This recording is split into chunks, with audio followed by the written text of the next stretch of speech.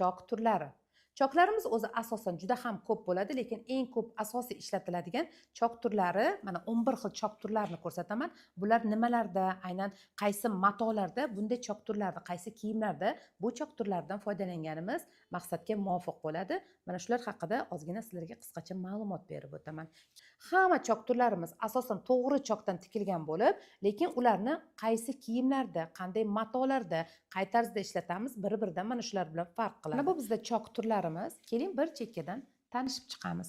Bu chok turimiz qaytarma chok bo'lib, kiyimlarimizni pastki qismlarida, yenglarimizda, yubkalarimizda, ko'ynaklarimizda, shimlarimizni pastki etak qismlarida mana bu chetlarini ishlov berishda ishlatamiz.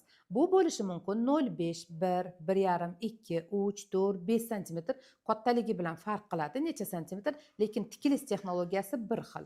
Buni biz qilishimiz mumkin 0,5 sm buklab, yana 1 sm buklashimiz mumkin.